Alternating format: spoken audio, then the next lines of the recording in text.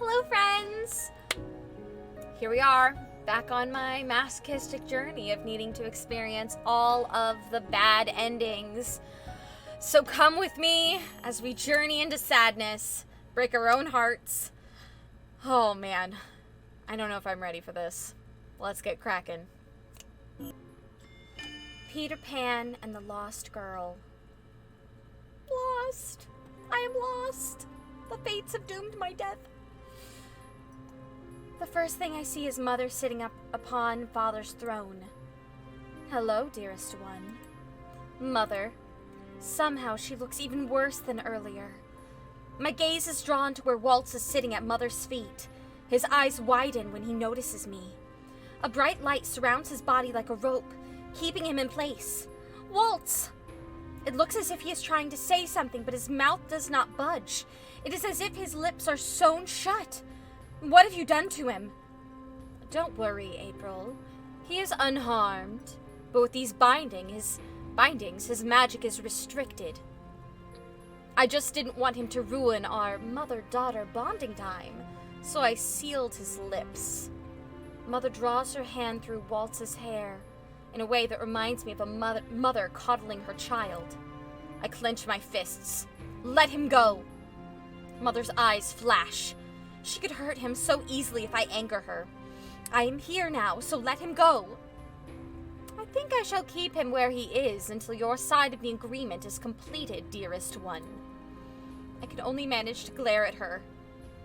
Oh, my darling, don't look at me like that. Don't you want things to be how they were? We were so happy when we were together. I shake my head at her. That wasn't happiness. You kept me from happiness.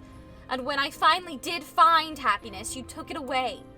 Having friends, being loved by Father. I could have had all those things if it weren't for you. And even now, you would take Waltz from me. Mother rests her chin up on the palm of her hand, expression cold as ice.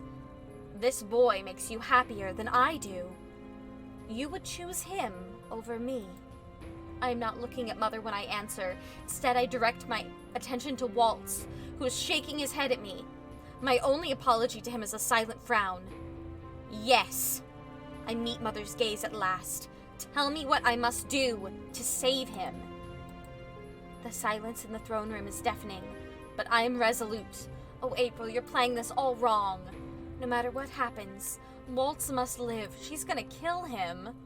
Mother raises her hands to her chest, and moments later a silver crystal begins to form, floating above the palms of her hands.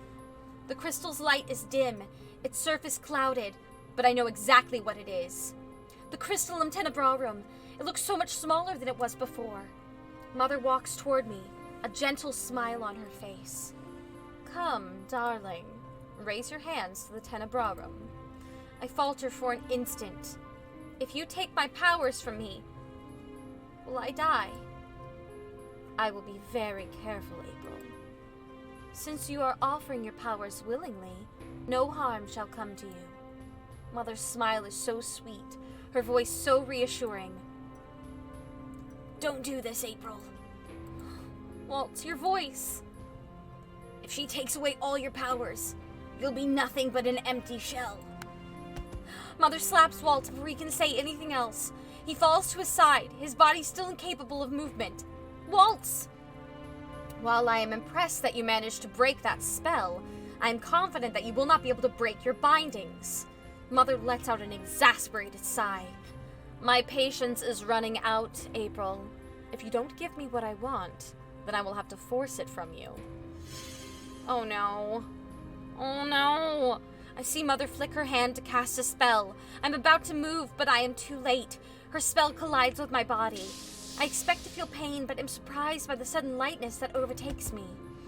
Soon my eyes grow heavy and my knees buckle, causing me to fall to the floor. I feel as light as air. April! I continue to lie there on the floor, unmoving, as Mother strides toward me. Don't worry, little one. Your nightmares will soon be over. Her face is the last thing I see before I am consumed by an endless darkness. The end?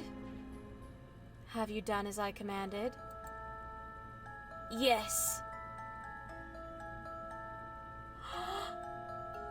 I can't hear you, Waltz. Yes, my queen. This pettiness is unlike you, Waltz. I expected more.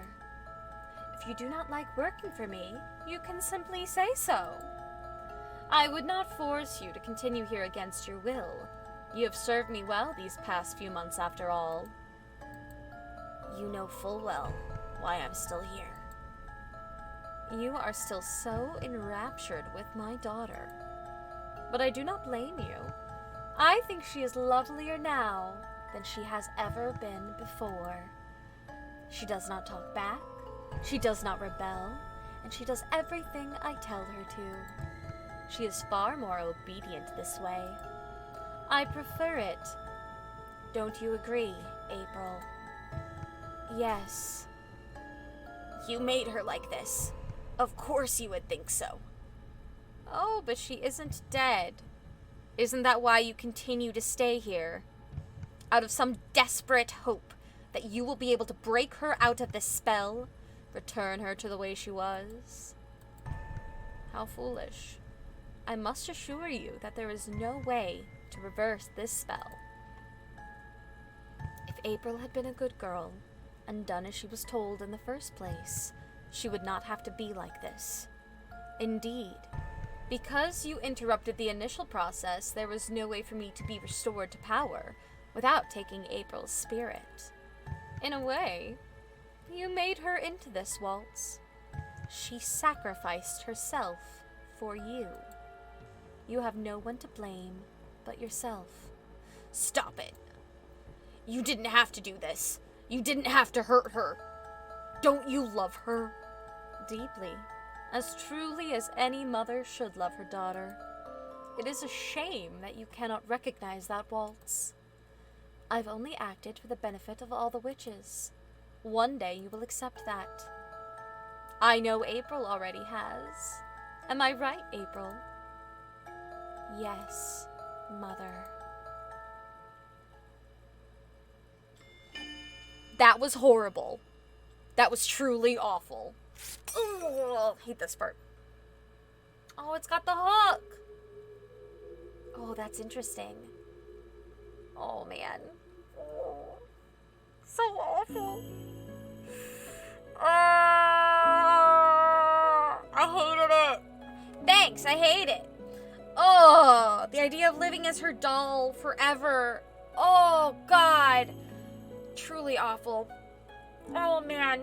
Well, thank you guys so much for going on this journey with me. And I will see you in the next one, where we will have our grand finale of Cinderella Phenomenon.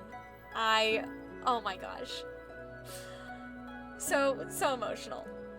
I love you all so much, and I'll see you next time.